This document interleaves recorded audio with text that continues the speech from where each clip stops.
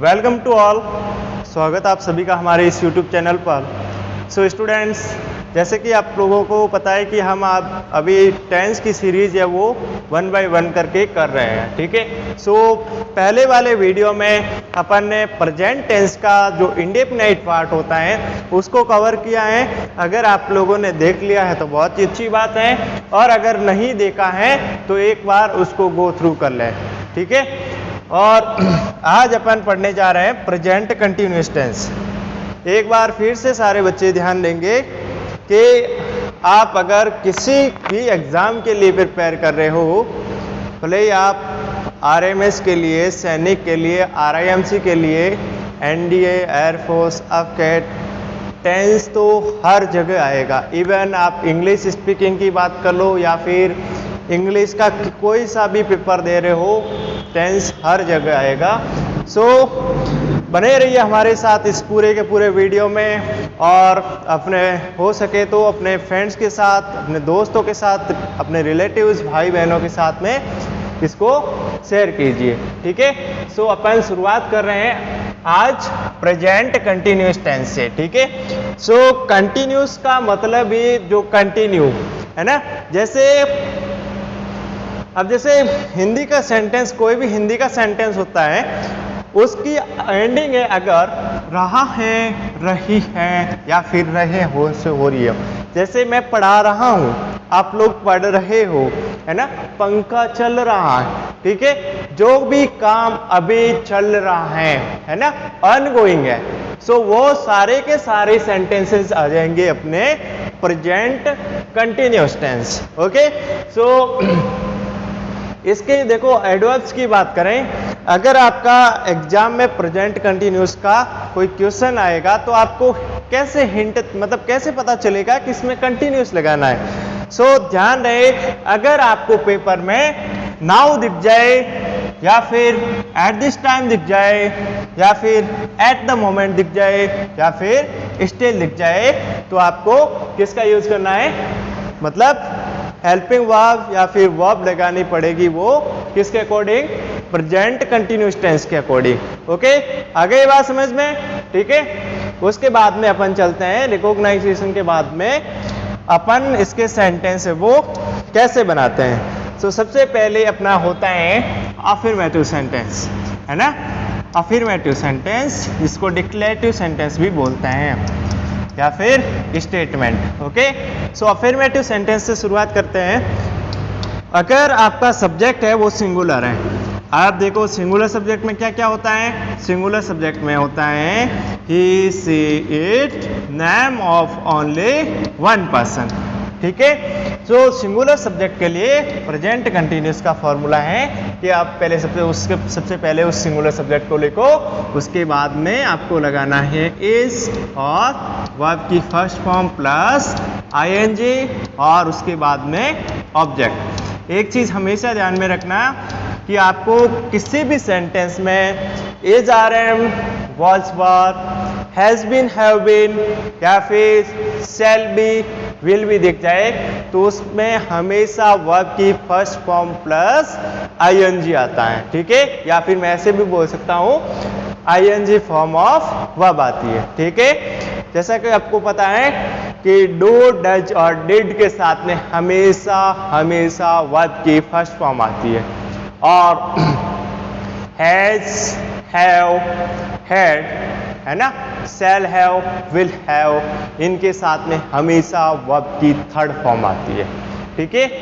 और यहाँ पर अपना इज है तो आईएनजी फॉर्म ऑफ वर्ब। जैसे मैं एग्जाम्पल की बात करूँ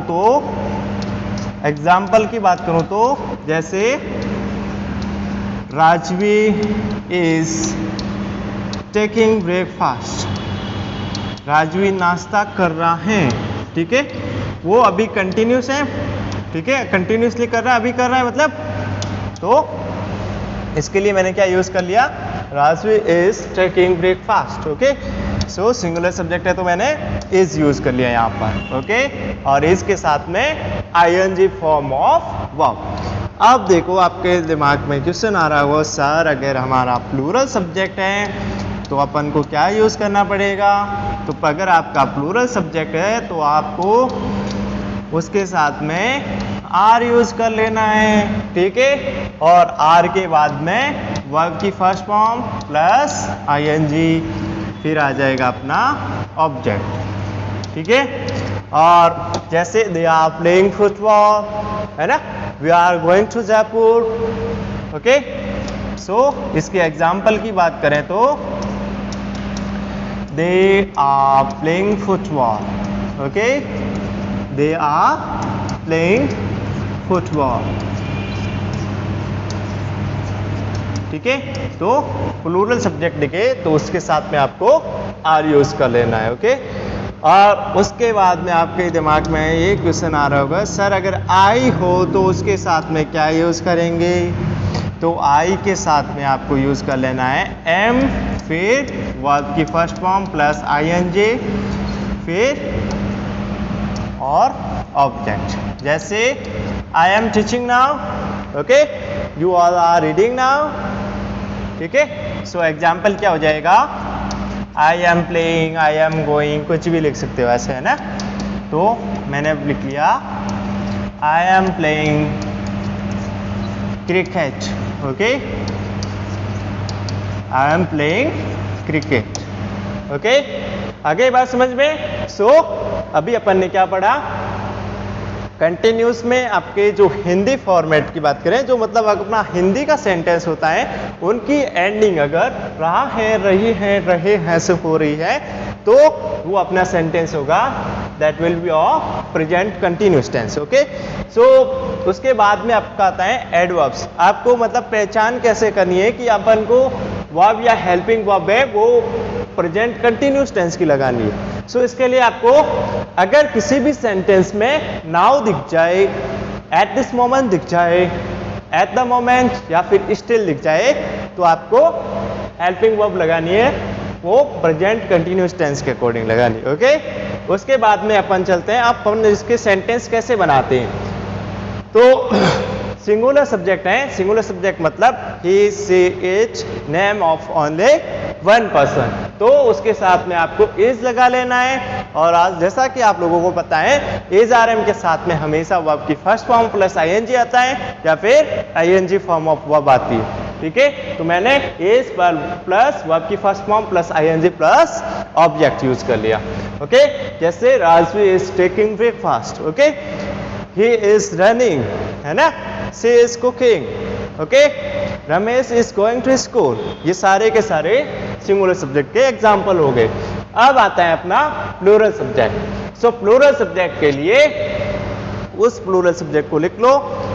प्लूरल सब्जेक्ट में कौन कौन से सब्जेक्ट आते हैं? जैसे वी हो गया, यू हो गया, दे हो गया, या फिर name of more than one person हो गया, तो उनके साथ में आपको यूज कर लेना है आर, ठीक है। और आर के बाद में आपका आ जाएगा वर्ब की फर्स्ट फॉर्म प्लस आईएनजी और ऑब्जेक्ट। जैसे they are playing football, we are going to Jaipur, है ना, Ramesh and Suresh are cooking food.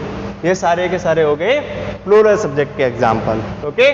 अब अपना आता है अगर आई आए तो उसके साथ में क्या यूज करना है। तो आई आए तो उसके साथ में एम और वर्ब की first form plus ING plus object. जैसे I am playing football, I am taking class now, okay. तो इसके बाद में आपका आता है नेगेटिव सेंटेंस। कौन सा? नेगेटिव सेंटेंस, ठीक है।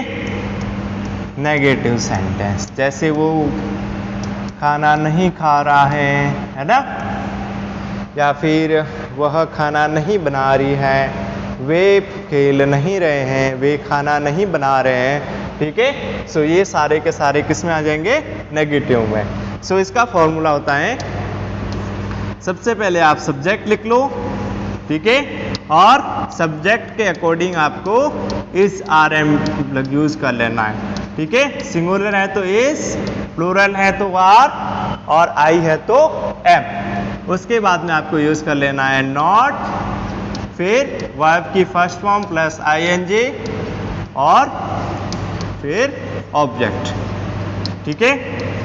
जैसा कि आप लोगों को पता है कि इस आरएम के साथ में कौन सी फॉर्म आती है? आईएनजी फॉर्म ऑफ वर्ब, ठीक है। जैसे एग्जाम्पल की बात करें he is not doing his work, he is not doing his work, okay. या फिर ये तो हो गया अपना इज का एग्जाम्पल, है ना। या फिर अगर प्लूरल की बात करें तो we are not going to Jodhpur, okay. हम जोधपुर नहीं जा रहे हैं, ठीक है। और उसके बाद में आपका आता है आई का, ठीक है। तो आई प्लस एम प्लस नॉट, है ना। अपन सीधा फॉर्मूला नहीं लिखेंगे, अभी सीधा एग्जाम्पल देंगे इसका, ठीक है। जैसे I am not taking breakfast, मैं ब्रेकफास्ट नहीं कर रहा हूँ, ठीक है। I am not taking breakfast, okay. I am not taking breakfast, okay. उसके बाद में आपका आता है इंटेरोगेटिव सेंटेंस। कौन सा? इंटेरोगेटिव, जिसमें क्वेश्चन पूछे जाते हैं। क्या वह गाना गा रहा है ना। क्या वह दौड़ रही हैं, ठीक है। क्या वे फुटबॉल खेल रहे हैं। ये सारे के सारे इंटेरोगेटिव सेंटेंसेस होते हैं, है ना, जिसमें क्वेश्चंस पूछे जाते हैं, ओके। सो इसके लिए आपका फॉर्मूला है, आप सबसे पहले हेल्पिंग वर्ब को लिख लो, इज को या फिर आर को या फिर एम को, ठीक है। फिर आ जाएगा आपका सब्जेक्ट, ठीक है।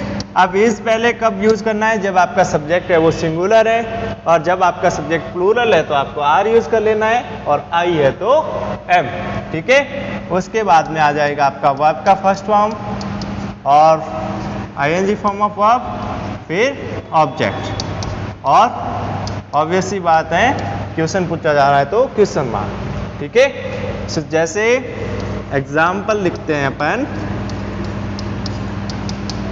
Is he going to Dehradun, क्या वह देहरादून जा रहा है। देहरादून, ठीक है। क्या वह ऐसा कर रहा है ना। या फिर अगर अपन प्लूरल सब्जेक्ट की बात करें, जैसे आर दे प्लेइंग हॉकी, क्या वे हॉकी खेल रहे हैं, है ना। आर दे प्लेइंग हॉकी, ठीक है। क्या वे हॉकी खेल रहे हैं, ठीक है। और अगर आप एम यूज करोगे तो एम आई गोइंग देयर, क्या मैं वहां जा रहा हूं, है ना, ठीक है। सो इसी के साथ में आपका प्रेजेंट कंटिन्यूस टेंस है वो खत्म हो जाता है, ठीक है। और अब आपको हर रोज, जैसे आपका पहले इंडेफिनाइट हो गया, आज कंटिन्यूस हो गया, कल आपका परफेक्ट टेंस होगा, उसके बाद आपका परफेक्ट कंटिन्यूस टेंस होगा, उसके बाद में आपके पास्ट के पार्ट होंगे, उसके बाद में आपके फ्यूचर टेंस हो जाएगा, ठीक है। सो इसी तरह की और वीडियोस के लिए do like, share and subscribe, that's all.